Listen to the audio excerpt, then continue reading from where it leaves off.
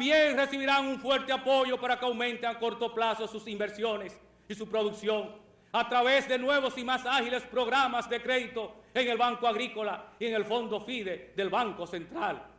Dentro de esta política económica se le brindará protección especial y apoyo para que se implementen planes específicos para lograr aumentar la productividad por área cultivable y la producción agropecuaria, tanto para consumo interno como para exportación. Proponemos y así daremos instrucciones para que se cree un programa especial de seguros al crédito agrícola y ganadero en aras de que el financiamiento privado pueda llegar a las nuevas promociones de empresarios agrícolas y a los pequeños agricultores y ganaderos. El seguro al crédito agrícola y ganadero debe convertirse en un instrumento eficaz de brindar oportunidades a los pequeños y medianos empresarios del campo y así llevar a la realidad la filosofía de la democracia económica de nuestro programa de gobierno de concentración nacional.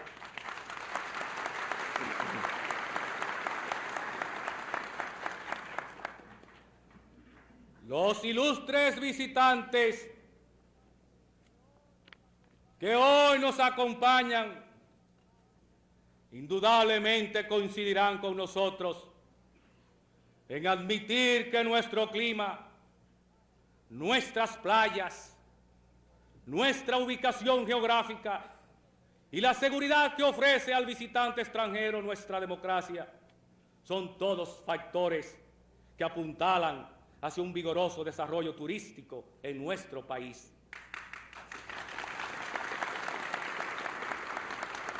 Dicho sector contará con todo nuestro apoyo, pues representa un potencial extraordinario.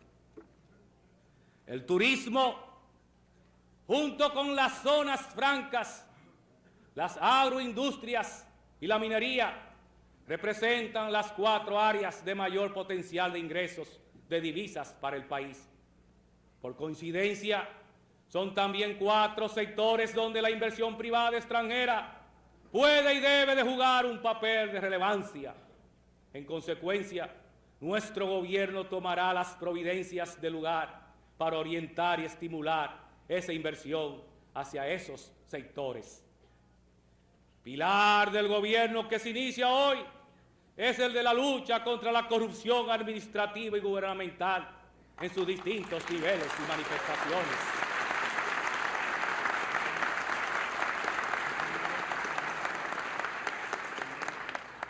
Para ello contamos con toda la ciudadanía, pero no puede esta constituirse en una cacería de brujas en la cual los justos paguen culpas de los pecadores.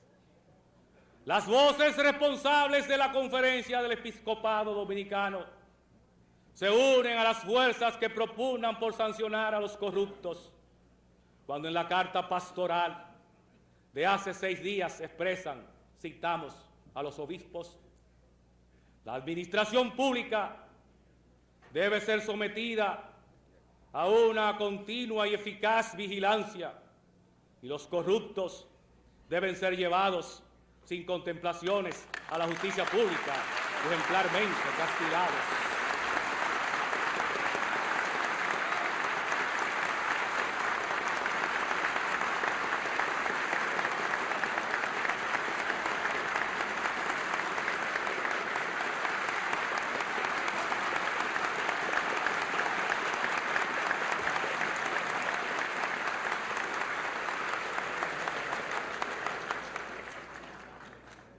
Fin de la cita de los obispos.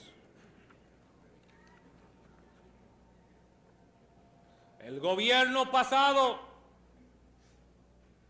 que encabezó su titular originario, a medida que se aproximaba el periodo de su terminación, se fue haciendo más corruptible, emparentándose visiblemente con el que le correspondió sustituir el 16 de agosto de 1978. Las auditorías ordenadas por su sucesor, el licenciado Jacobo Magluta, permitirán determinar el debe y el haber con la frialdad y exactitud de las matemáticas. Pero la corrupción es como Proteo, que cambia de forma con el paso del tiempo. Como presidente constitucional de la República Dominicana queremos destacar también algunos puntos positivos en este proceso, que no son sino un reflejo de la penosa situación del poder que decae y el poder que degrada. Ha sido luminosa la labor de la prensa dominicana en estos momentos. Su permanente denuncia y su interés por salvaguardar los más altos valores morales de la nación han hecho posible que estos hechos vertidos a la opinión pública hayan constituido un juez excelente para nuestra propia sociedad. Estamos recogiendo los resultados de una siembra de valores negativos que ha corroído lo más profundo del alma de ciertos sectores sociales de nuestro ámbito. Pero estamos a tiempo para sanear desde el gobierno y desde el PRD una actitud que, en la mayoría de los casos, ha sido la obra de quienes no ven a su partido como una entidad que comparte e impulsa la idea del cambio social, sino que lo consideran una magnífica escalinata para el logro de lucros, ascensos, forzadas promociones e inserciones a vapor en los sectores de la clase media y aún más altos de la sociedad dominicana.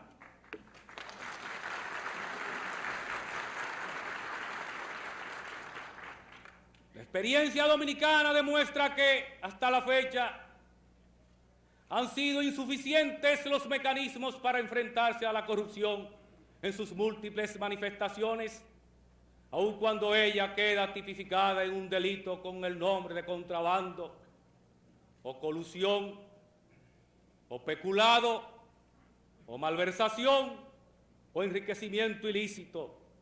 Por tanto, se necesita algo más: la actitud firme y decidida desde arriba, así como un instrumento que permite enfrentar tradicionales posiciones de prueba que hacen difícil sancionar la corrupción.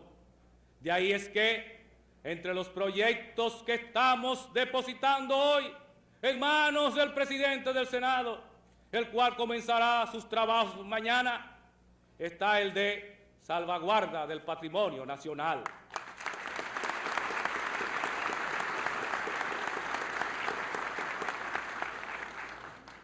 Este proyecto persigue sancionar todas las acciones o hechos de los funcionarios públicos que tengan el carácter o puedan considerarse como actos de corrupción, estableciendo sanciones privativas de libertad y pecuniarias a los infractores de la misma, con el objetivo de frenar y sancionar ese mal que corroe las entrañas de la administración pública dominicana. Hay en nuestra vida institucional un aspecto que por su importancia merece ser enfocado de modo exhaustivo e independientemente. Nos referimos a la grave y penosa situación de la justicia dominicana y a la urgente necesidad de corregir sus males. Para nadie es un secreto que desde hace años nuestros tribunales, con honrosas excepciones, vienen ofreciendo un servicio deficiente. La incapacidad profesional, la venalidad de muchos de sus funcionarios y su receptividad del injerencismo de quienes trafican con supuestas o reales influencias políticas hieren de muerte la dignidad que necesariamente y siempre debe revestir ese servicio. Estamos profundamente convencidos de que al margen de una sana y vigorosa justicia resulta insufrible la convivencia humana. La violación de las reglas llamadas a gobernar esa convivencia es cantera permanente de frustraciones sociales, porque un pueblo sin justicia, o con una justicia dada a parcialidades bochornosas, tiende fácilmente a volcar su enojo contra el precario orden que puede existir en semejantes circunstancias.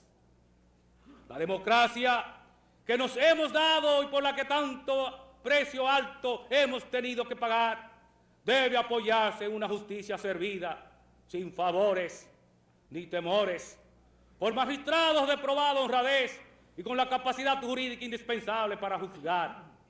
Nuestra experiencia profesional forjada durante años en todos los estrados del país, nos revela sin esfuerzo esta amarga verdad. Tenemos una justicia enferma que necesita cuidados inmediatos. No se nos escapa que una de las primeras medidas a adoptar debe ser, si es que cabe el término, la politización de la magistratura nacional. No quiere esto decir que los jueces deben despojarse de sus ideas políticas, ni privárseles del ejercicio de las mismas, porque es absurda semejante pretensión. Lo que queremos señalar es que su selección tiene que efectuarse al margen de intereses de partidos, erradicando la práctica que pretende convertir el Poder Judicial en coto privado de una agrupación política determinada. Si queremos que se juzgue más o menos bien, persiguiendo lo justo dentro de las posibilidades que ofrecen las obligadas limitaciones humanas, debemos y tenemos que seleccionar a profesionales que resuelvan con la conciencia libre de ataduras políticas los muchos y complicados problemas que surgen del tráfico social. Declaramos en esta solemne ocasión nuestro propósito de buscar en las fuentes vivas del derecho ese difícil y huidizo equilibrio sin el cual no se concibe la coexistencia de tantos intereses encontrados. Nos referimos a un derecho operante y no a ese remedio de derecho que esgrimen los descreídos para justificar sus malas acciones y peores intenciones. Georges Ripert, eminente jurista francés, señaló en cierta oportunidad que la regla de derecho, a fuerza de ser desconocida, se transforma en cosa muerta. No podemos seguir desconociendo por más tiempo la explosiva peligrosidad de quienes violan la ley impunemente, ni mucho menos olvidar a aquellos que con los mecanismos indispensables para imponerla desvían desde el pretorio sus altos fines y estimulan la descomposición moral de la sociedad dominicana. Es hora de que le declaremos la guerra a los prevaricadores que han transformado los tribunales de la nación en rincón de negocios y componendas, porque son ellos los principales responsables del desprestigio que hoy sufre la institución en que descansa la existencia de una sociedad abierta y democrática como la nuestra. Alguien podría arguir que es bien poco lo que puede hacer el máximo titular de las funciones ejecutivas del país, toda vez que compete al Senado con carácter de exclusividad la designación de los jueces. Es absolutamente cierta la eventual advertencia, pero aún así consideramos saludable nuestra intervención en el grave problema planteado, aunque ésta se reduzca a recomendarle a los miembros de la Cámara Alta que, llegado el momento, ponderen serenamente los candidatos cuyos nombres se ofrezcan para las obligadas y necesarias sustituciones que reclama a gritos la judicatura dominicana. Entre esas recomendaciones, y es oportuno el momento para formularlas, figura la de reclutar a los magistrados del orden judicial por su competencia profesional y por el crédito que inspira la rectitud de su conducta en la vida pública y privada. Hay que descartar la perniciosa costumbre de nombrarlos obedeciendo a espíritu de grupo o a cualquiera otra causa reñida con la importancia y dignidad de la misión de juzgar. Pero se nos ocurre pensar en voz alta y cuestionarnos acerca de si los buenos candidatos para el desempeño de tan arduas tareas abundarán en circunstancias como las actuales, marcadas por sueldos deficientes que no responden a las exigencias de una vida progresivamente más costosa. Para expresarlo más llanamente, nos preguntamos si es posible reclutar un cuerpo de jueces capacitados y honrados con los estipendios que ahora se pagan. La negativa no necesita explicación y tal es la razón de que avancemos nuestro firme propósito de luchar porque, al término de la congelación de salarios, se le asignen al Poder Judicial fondos suficientes para pagar sueldos decorosos y costear reformas imprescindibles en nuestra organización judicial.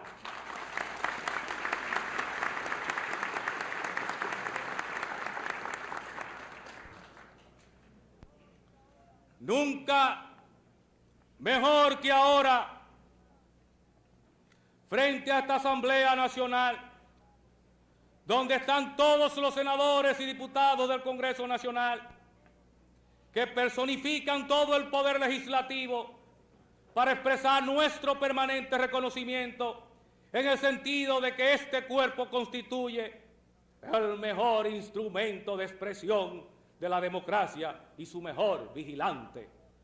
El mismo hecho de que seamos el primer senador de la historia dominicana que deja las barras del Senado para ocupar inmediatamente el solio presidencial, nos obliga a ver al Congreso con la misma reverencia y admiración del Hijo hacia el Padre.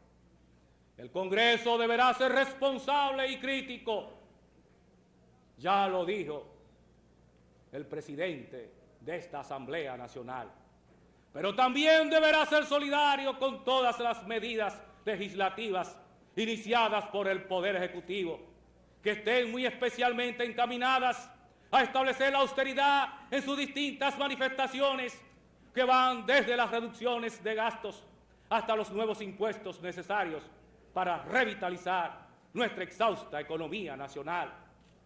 Nos place también las palabras del presidente de la Asamblea de solidaridad frente a las futuras medidas. Esperamos del Congreso su pronta aprobación a nuestras justas sugerencias. Toda demora sería contraria a la salud del pueblo dominicano. Con los senadores y diputados estaremos siempre en permanente comunicación. Todos, sin excepción, tendrán las puertas abiertas de nuestra casa y del Palacio Nacional. Fortaleceremos sus liderazgos en sus respectivas comunidades, dándoles el tratamiento otorgado por el mismo voto popular, que es un reconocimiento a sus propias condiciones de dirigentes. Todo esto sin menosprecio ni olvido a la independencia de los poderes, de la cual siempre hemos sido y seremos un eterno servidor.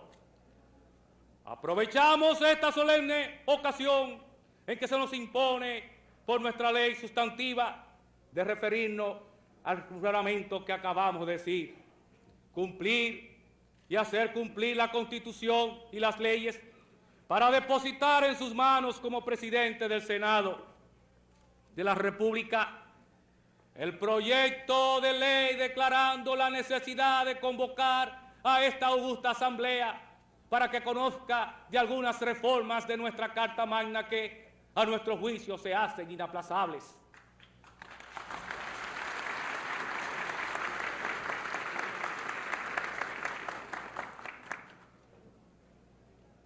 La historia nos demuestra que, en muchos casos, nuestras reformas constitucionales han obedecido al deseo de perpetuarse en el poder de los gobernantes de turno, como fueron aquellas propiciadas por Santana, Báez, Cabral y Guillermo. En otras oportunidades, las reformas constitucionales fueron el resultado de acontecimientos felices de nuestra vida pública, como lo fueron la Constitución Restauradora de 1865, la Constitución de la Tercera República del 1924 y la Constitución Democrática del 1963.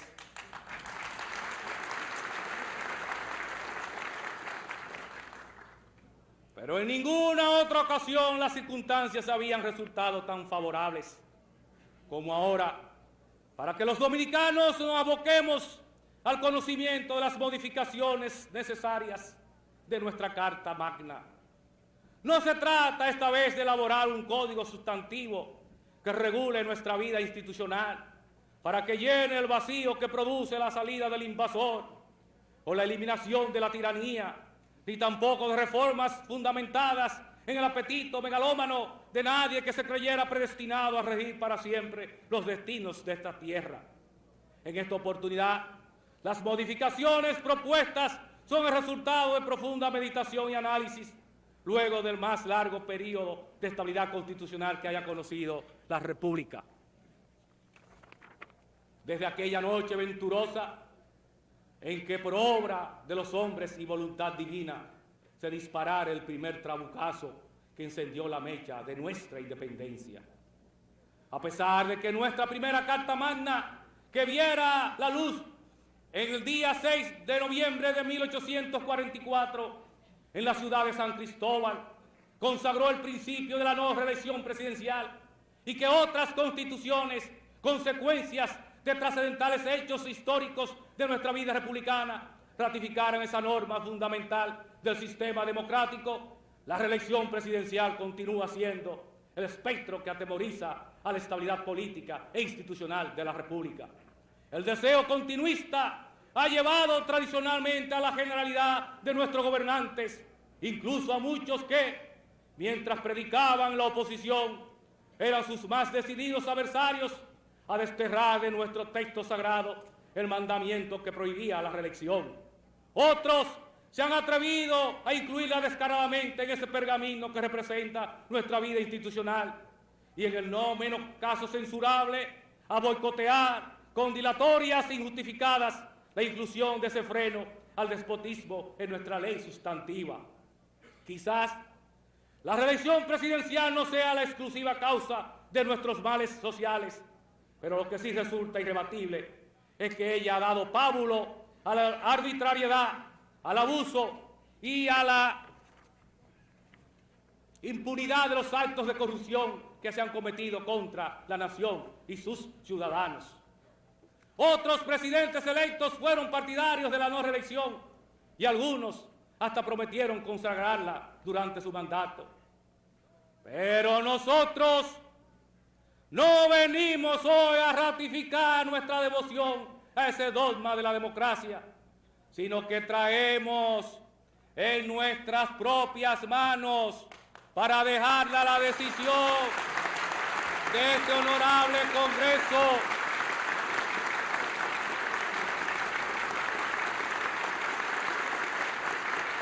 nuestra súplica de que se inscriba cuanto antes y para siempre ese precepto que asegure la alternabilidad del poder en nuestro país. El primer compromiso que asumimos en el programa de gobierno fue el de someter el proyecto de reforma constitucional consagrando la no reelección. Estamos dando cumplimiento a nuestra primera promesa electoral y esperamos que el Todopoderoso, la Virgen de la Altagracia y todos nuestros conciudadanos nos asistan en la tarea de seguir cumpliendo con cada una de nuestras obligaciones.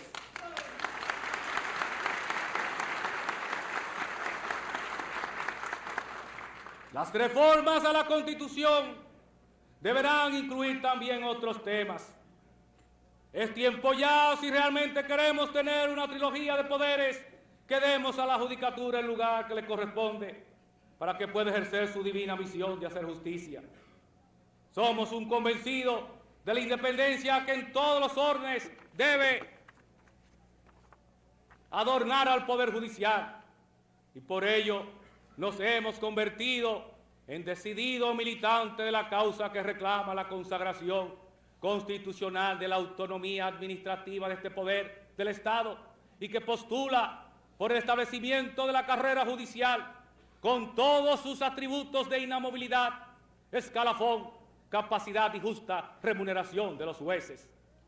Desde hace algún tiempo, en el seno del Partido Revolucionario Dominicano, siguiendo el ejemplo de Venezuela, partido al cual me debo en cuerpo y alma, surgió la idea de aprovechar la capacidad y experiencia de aquellos ciudadanos que constitucionalmente hubieran ocupado la primera magistratura de la nación, elevándolos al rango de senadores vitalicios. Comulgo con esa iniciativa y estoy seguro de que a la postre sería la nación entera la más beneficiada con la aportación que estos estadistas podrían hacer en el difícil arte de elaborar leyes acordes con la realidad del país y el sentimiento de sus conciudadanos. Experiencias recientes de nuestra vida republicana nos han demostrado que el país puede verse en un momento dado desprovisto de sustituto presidencial. Así aconteció en 1968 y volvió a suceder con la ascensión a la presidencia de la República del licenciado Jacobo Magluta. Preciso es, entonces, que aprovechemos esta reforma constitucional para consagrar un mecanismo que permita a la Asamblea Nacional designar al vicepresidente en el caso de que ese cargo pudiera quedar vacante. Por disposición constitucional, las asambleas electorales deben reunirse 3 meses antes de la terminación del periodo gubernamental para elegir a las nuevas autoridades. Sin embargo, este periodo ha resultado ser demasiado largo y produce un debilitamiento de los mecanismos institucionales del gobierno que hacen ineficientes los servicios públicos. Opinamos que ese lapso de transición debería ser reducido a apenas 45 días, tiempo suficiente para que las nuevas autoridades se preparen a asumir sus funciones.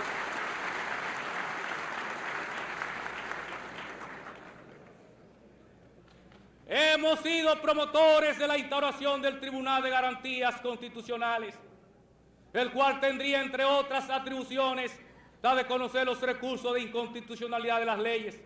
Algunas voces se han levantado objetando la creación de ese instrumento legal que vendría a consolidar la vigencia de los derechos humanos y las libertades públicas. Respetamos esos criterios disidentes, aunque no los compartimos. Empero, estamos seguros de que nadie cuestiona la necesidad de que en nuestro país se establezca un mecanismo que permita determinar de una vez y para siempre la constitucionalidad o no de una ley. El sistema imperante en la República y calcado del derecho norteamericano consiste en la determinación a posteriori y por vía de excepción de esa constitucionalidad. Esta vez presentamos un sistema que nos permite establecer de manera priorística si la ley obedece a los lineamientos constitucionales. A la luz de este proyecto, tanto el Poder Ejecutivo como el Congreso Nacional, a través de uno o cualquiera de los presidentes de sus cámaras, podrían pedir a la Suprema Corte de Justicia que estableciera la constitucionalidad de un proyecto de ley antes de su aprobación o promulgación. La última de las enmiendas a que se refiere el proyecto que tenemos a bien depositar tiende a impedir que nuestros compatriotas pierdan la nacionalidad dominicana por el solo hecho de adquirir otra nacionalidad extranjera.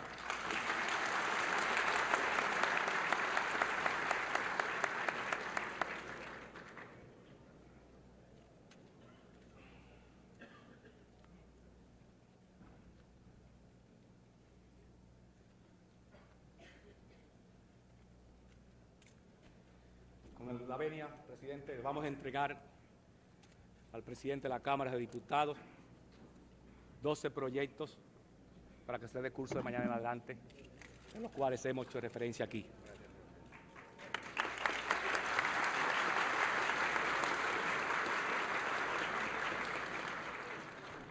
A usted en su condición de presidente del Senado, incluyendo la reforma constitucional, entregamos 6 proyectos.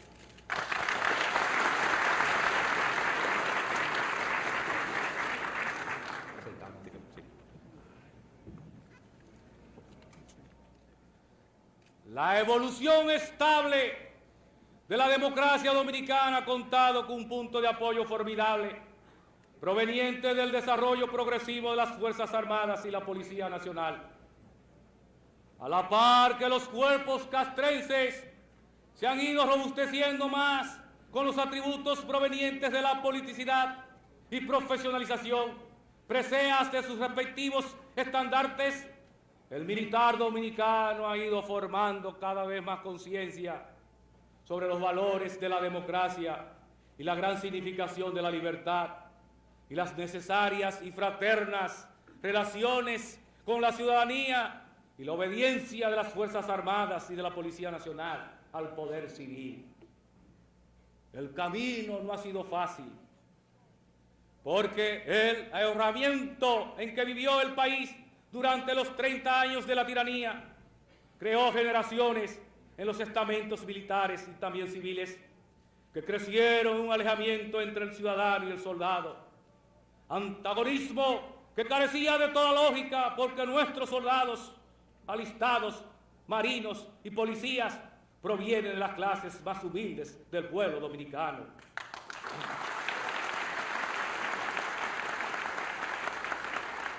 Hoy, con el pleno desarrollo de los institutos castrenses, el paso por la academia militar sirve para hacer más civilizada la confraternidad existente entre civiles y militares. En nuestra condición de jefe supremo de las Fuerzas Armadas y de la Policía Nacional, comprometemos nuestra palabra, avalada por nuestra conducta, de acrecentar el prestigio histórico de nuestros cuerpos armados, asegurar sus nobles atributos de apoliticidad y profesionalización que fortalecen nuestra vida democrática y libertaria y ensanchar la frontera todavía no desarrollada de su seguridad social. Más que nunca, todos los partidos políticos que hacen vida en el país tienen por delante grandes tareas. El fortalecimiento de nuestra democracia, con la gran base proveniente de las libertades públicas y los derechos fundamentales del hombre que se disfrutan ampliamente en todo el país, constituye un camino ascendente del cual todos los partidos políticos son compromisarios, independientemente de diferencias políticas o ideológicas. El proceso electoral sirve como paso para marcar ese compromiso que solidifica cada vez más nuestra democracia con su amplio sentido pluralista, como expresión de respeto a la libertad ideológica que, conjuntamente con las demás libertades públicas, otorga a nuestra democracia una fisonomía y una vida que obliga a gobernantes y a gobernados a cuidarla celosamente para que, con ella y por ella, podamos mantener la vía de la solución política a nuestros problemas. En estos momentos de crisis económica, todos los partidos políticos, sin abjurar de sus principios, deben prestar su colaboración a la gestión gubernamental, haciéndole ver a la ciudadanía que la situación actual es difícil, pero que se agravaría más si no aportamos nuestra cuota de sacrificio para superar los obstáculos que frenan nuestro desarrollo económico y social. Este llamamiento general que hacemos de la mejor buena fe cobra especial significación cuando lo dirigimos deliberadamente a dos importantes líderes políticos que, a sus incuestionables dotes intelectuales, unen la condición de haber sido presidentes constitucionales de la República. Esos dos líderes forman la cabeza de dos organizaciones políticas de oposición con representación en el Congreso, las cuales confiamos que sumarán sus esfuerzos a los nuestros para encaminar las medidas que nos deberán sacar del atascadero en que nos encontramos sin menoscabo de sus propios intereses partidaristas. En una palabra del doctor Joaquín Balaguer y del profesor Juan Bosch, esperamos no solamente una oposición firme, pero al mismo tiempo constructiva. Nuestro gobierno estará siempre abierto para escuchar sus orientaciones avaladas por sus experiencias.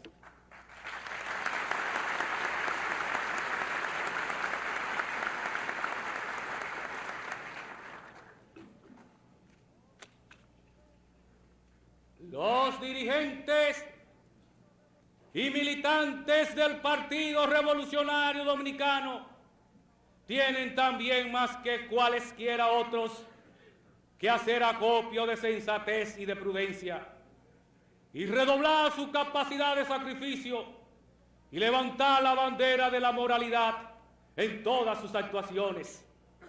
Deben constituirse en vigilantes incansables de noche y de día, con o sin trabajo remunerado, dentro o fuera del gobierno, en mensajeros de esa mística que ha cincelado la admirable historia dentro y fuera de la República del Partido Revolucionario Dominicano. Deben olvidarse, por último, de toda lucha interna que pueda disminuir la base de sustentación que le sirve al gobierno tal como lo es el Partido Revolucionario Dominicano.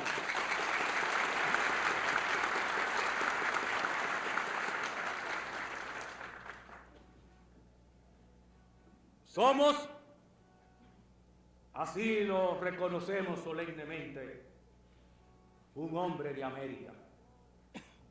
Esa patria mayor de indios, negros, blancos y mulatos, de hombres y mujeres amantes de la libertad, con esperanzas y destinos comunes.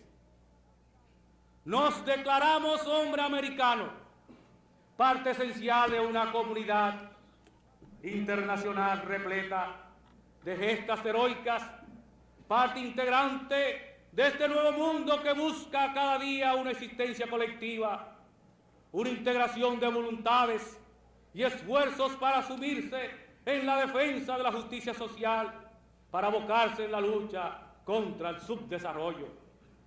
En estos momentos difíciles para los países del tercer mundo es necesaria urgente la solidaridad entre los pueblos americanos, requeridos de apoyo mutuo para enfrentar sus acuciantes problemas de subsistencia, sus terribles problemas económicos y también políticos y sociales.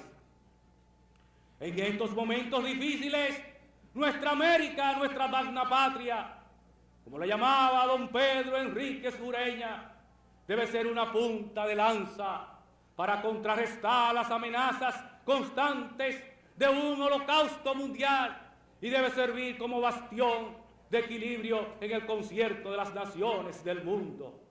En estos momentos difíciles, nuestra América debe representar fielmente el porvenir de todos los hombres necesitados de vida democrática. Nuestro gobierno vivirá constantemente atento para que la República Dominicana sea ejemplo de democracia política y económica. Los pueblos de este continente deben caminar unidos, conservando cada uno sus peculiaridades culturales para poder encumbrarse al sitial que aspiraron nuestros libertadores, nuestros forjadores de naciones independientes. Nuestra América acapara un pasado íntimamente ligado a España. España es nuestro límite histórico más importante. A ella le debemos características sustanciales de nuestra idiosincrasia. Con España, nuestro gobierno estrechará fuertes lazos que den continuidad a la tradicional hermandad que nos une desde 1492. Tenemos otro límite importante, un límite geográfico e histórico, Estados Unidos, muchas veces visto como peligro o amenaza para las patrias americanas. Estados Unidos es una nación que admiramos y respetamos, a pesar de algunas circunstancias históricas que han herido nuestros sentimientos nacionales. Con Estados Unidos esperamos mantener unas excelentes relaciones, unas relaciones que se conviertan en un precioso instrumento de digna y fructífera convivencia. Dada nuestra personal condición de defensores del sagrado principio de no intervención, nuestra hermana República de Haití, que comparte con nosotros esta isla, puede tener la seguridad de que nuestro gobierno respetará esa política de modo irrestricto.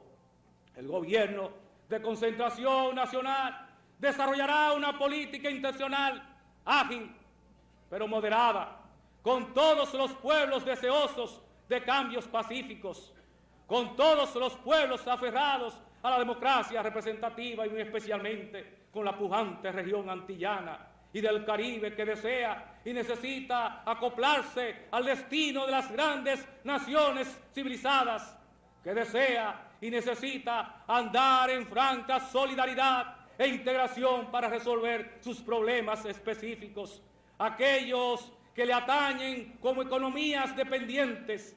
Hacemos nuestro juramento de Gregorio Luperón en carta a Ulises Francisco Espaillat, cuando le expresaba, citamos a Luperón, afirmar ante Dios, ante América y ante nuestra propia conciencia que nunca cometeremos la insensatez que es infamia, de ser dominicanos y no ser antillanos, de conocer nuestro porvenir y divorciarlo del porvenir de las Antillas. Fin de la cita de Luperón.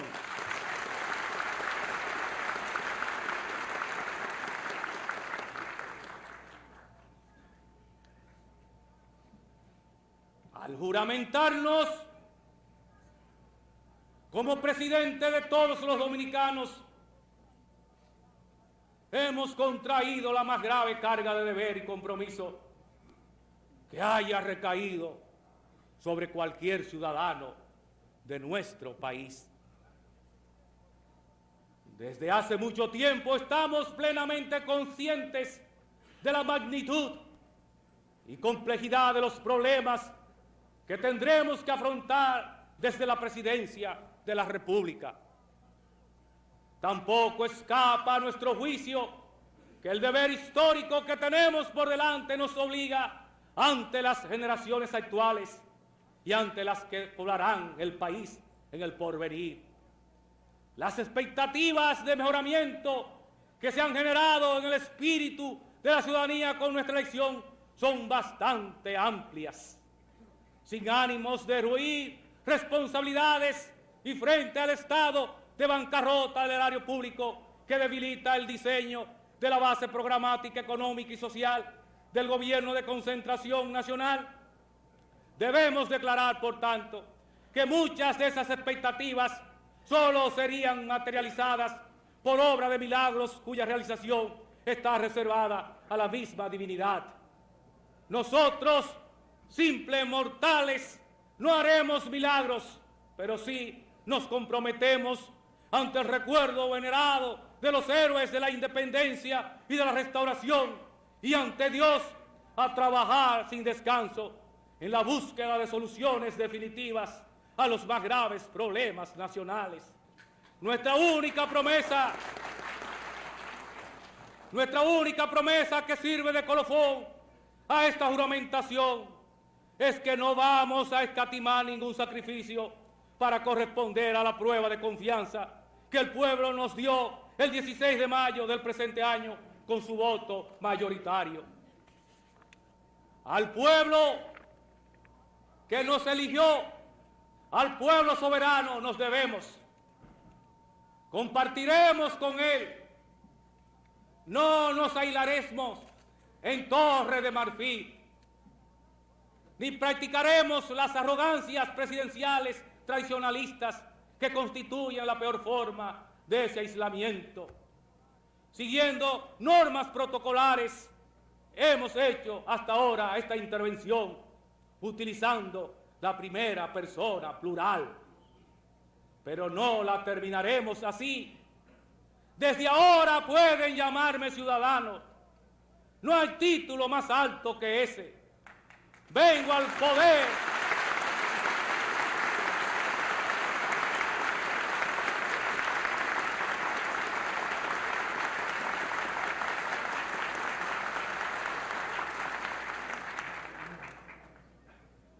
Vengo al poder a poner mis dedos sobre nuestras llagas, que son muchas, para sanar, para curar, no para irritar.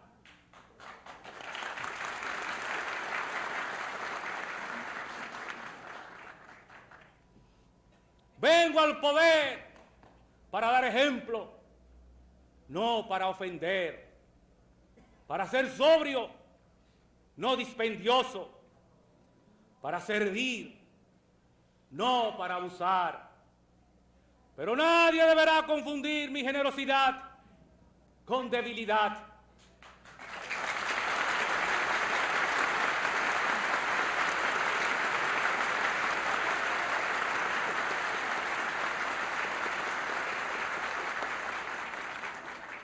Odio tanto la violencia que destruye, como admiro la energía que construye. Pido lo que ofrezco: esfuerzo, sacrificio, trabajo, disciplina, puntualidad, moralidad, austeridad y también patriotismo.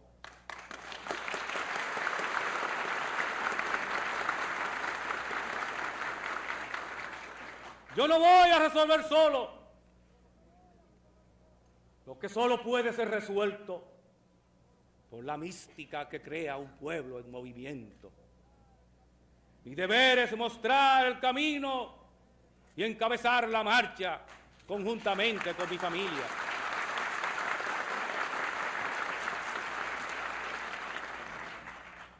No escatimaré ni un minuto, ni un aliento, ni una iniciativa. Por último, porque como humano que soy, me siento siervo de Dios. El pueblo y el Altísimo están con nosotros. No en vano la República nació con el símbolo de Dios, patria y libertad.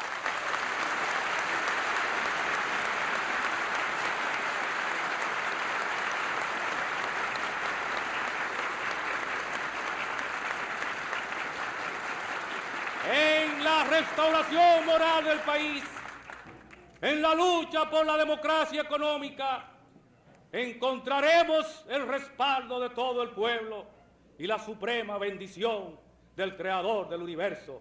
Adelante, dominicanos.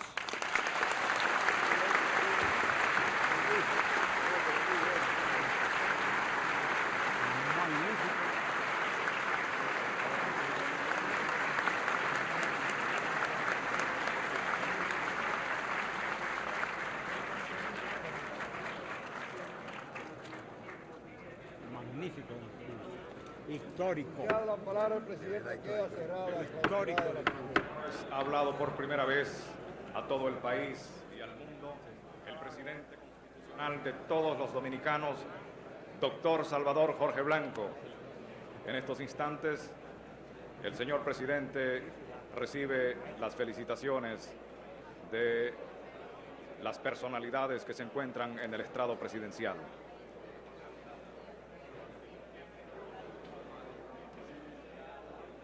Ha sido por primera vez la palabra del presidente de todos los dominicanos a través de una amplia red de emisoras nacionales e internacionales vía satélite para el Canal 41 en la ciudad de Nueva York, al programa 24 horas de la Ciudad de México, 190 emisoras por todo el territorio de los Estados Unidos. Continuando con el acto protocolar estructurado para la juramentación del presidente de la República y vicepresidente, pasarán ahora acompañado de los excelentísimos señores presidente de Venezuela, doctor Luis Herrera Campins, doctor Luis Alberto Monge de Costa Rica, el excelentísimo señor Sergio Ramírez Mercado, miembro de la Junta de Reconstrucción Nacional de Nicaragua, representantes de las misiones internacionales, el primer ministro de Belice, señor George Fitz, el señor gobernador del Estado Libre Asociado de Puerto Rico, acompañarán al señor presidente de la República, a su esposa, doña Acela Mera de Jorge Blanco, al señor vicepresidente, y rogamos a los demás invitados permanecer en sus asientos.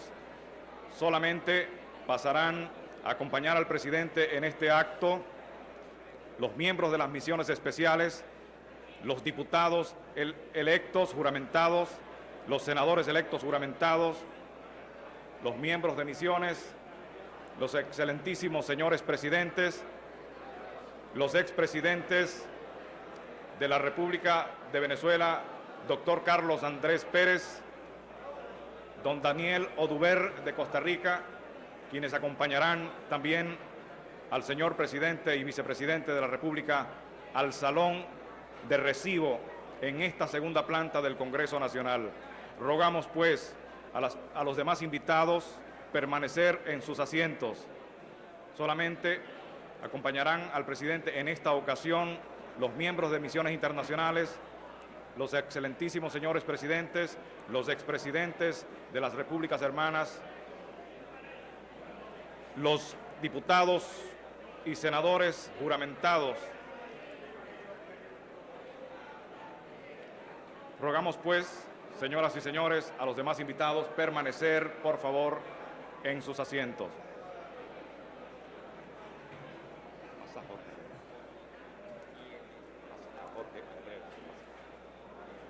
Parco y justo a la vez, cualidades que ha mantenido hasta nuestros días, el doctor Jorge Blanco siguió el sendero que le trazara doña Dilia, su madre, reconocida maestra de tantas generaciones de su pueblo natal.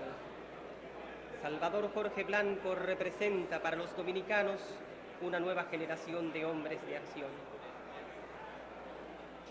Ahora, señores y señores, trasladamos nuestros micrófonos al salón de recibo, donde presentarán sus saludos los presidentes, misiones especiales acreditadas. Damos paso al compañero Jorge Herrera.